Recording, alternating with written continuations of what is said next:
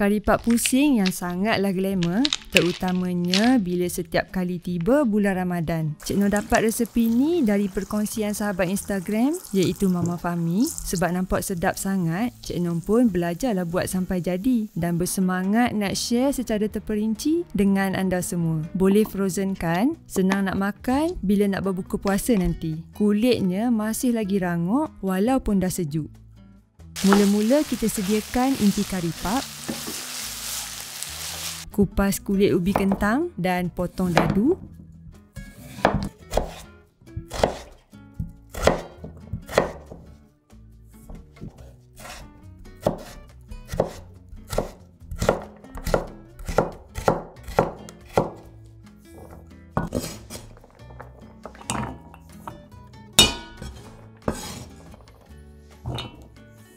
Bawang merah, bawang putih dan halia cincang kasar.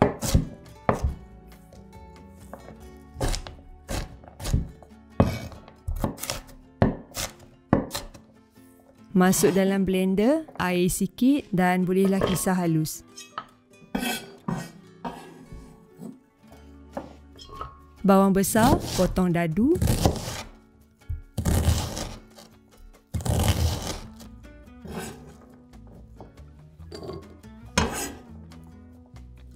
Daun sup, iris halus. Kalau ada nak tambah daun bawang pun boleh. Tapi sebab Cik Noh tak ada daun bawang, jadi masuk daun sup je.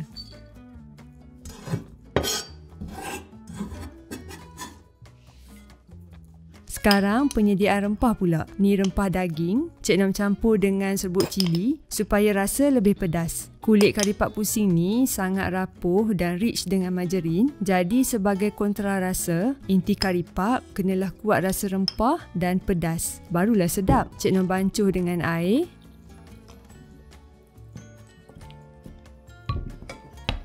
Panaskan kuali, tuang minyak sikit, jangan banyak sangat sebab nanti daging pun akan keluarkan lemak atau minyak. Nak tambah daun kari pun boleh waktu tumisan. Bahan kisar halus, masak sampai kering kekuningan, masuk bancuhan rempah tadi dan masak sampai kering.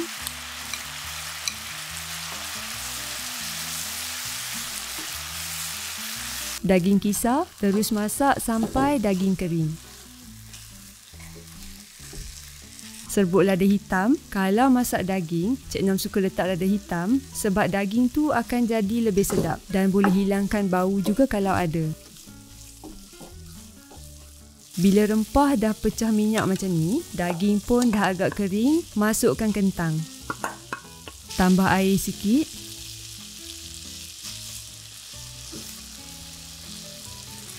Bawang besar dadu.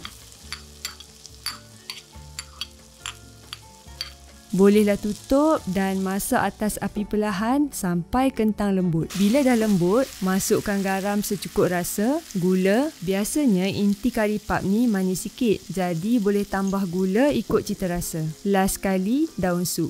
Boleh sejukkan dulu inti. Sekarang kita nak sediakan dua jenis dough karipak.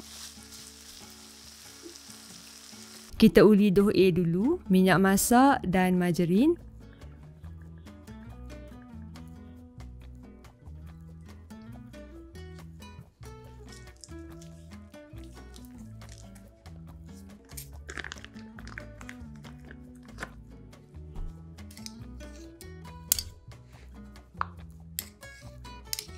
Panaskan sampai mendidih. Tepung, Cik Noh guna jenama ni sebab ada sahabat yang buat kulit karipak suka guna tepung ni.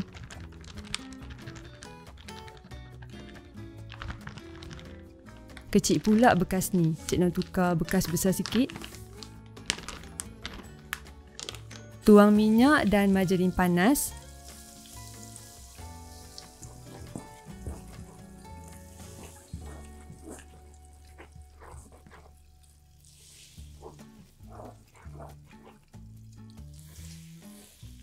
Garam sikit, kacau sekata.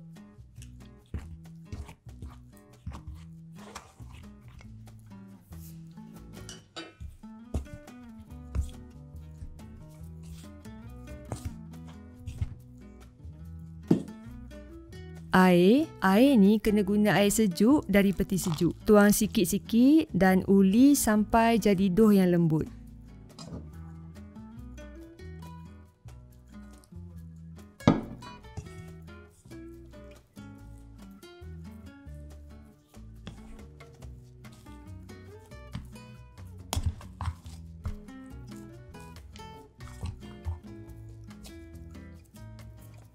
Okey, boleh rehatkan dough sekejap. Biar dough A serap semua lembapan dengan elok. Dough B pula, tepung beras. Saja nak share, biasa Cik Noh guna brand ni kalau tepung beras.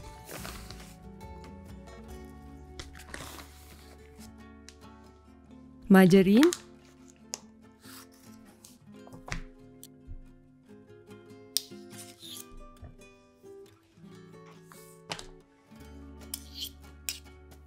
Gaul tepung beras dan margarin sampai jadi dough macam ni.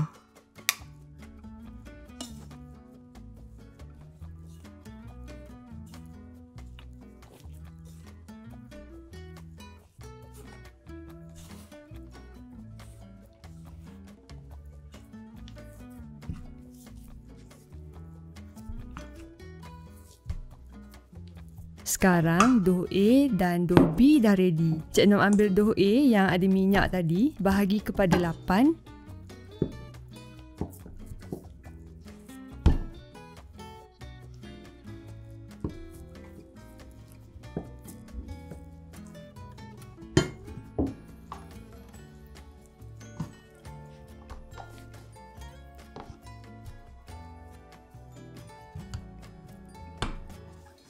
Setiap dough Cik Nom timbang sama rata, bulatkan.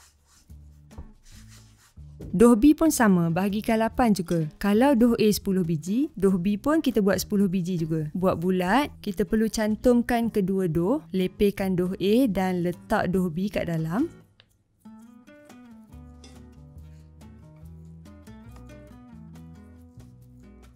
Tutup rapi.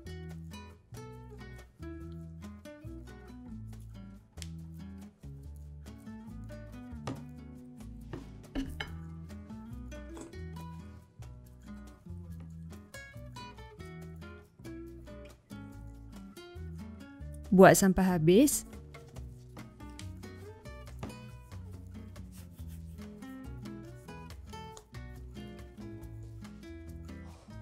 Cik Nom masuk dalam peti sejuk sekejap supaya margarin tu beku sikit. Nanti bila kita roll akan jadi lapis yang cantik. Okey, ni dah sejukkan sekejap. Roll yang pertama, lepehkan sampai agak nipis dan gulung rapat.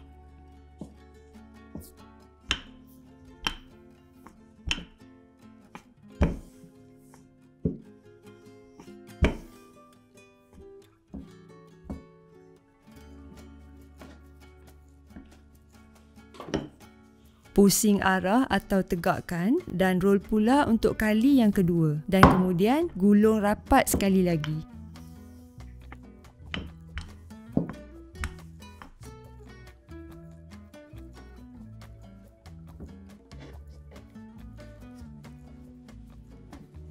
Potong kepada 4 bahagian sama rata. Pastikan pisau tajam ya. Kalau pisau tumpul, nanti bila potong boleh jadi rosak lapisan dough tu.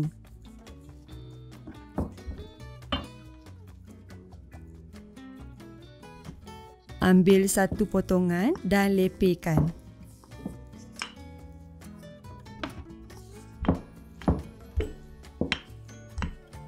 Inti pun dah sejuk, sudukan kat tengah. Agak-agaklah, jangan banyak sangat. Nanti susah nak claim. Lipat 2, tekan supaya dough melekat kat bahagian tepi. Kalau inti sikit sangat, jadi karipat oksigen pula. Sedih siapa yang makan tu nanti. Sekarang bolehlah start claim. Sebenarnya, Cik Nom pun tak pandai sangat claim tepi karipat. Taklah berapa kemas, cukup-cukup makan je. Kena banyak praktis kalau kita nak lebih cantik dan kemas.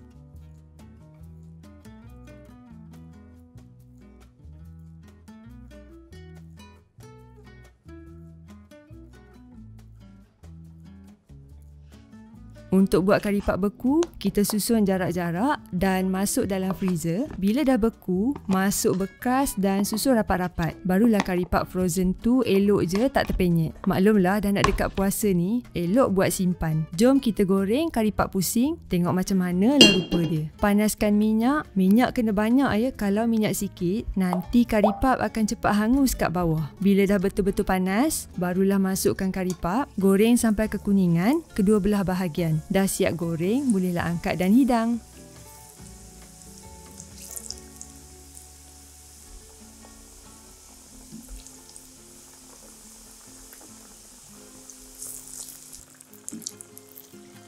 Kari pap ni masih lagi rangup walaupun dah sejuk. Kulitnya yang rangup berlemak tu digabung dengan inti yang pedas, memang sedap sangat.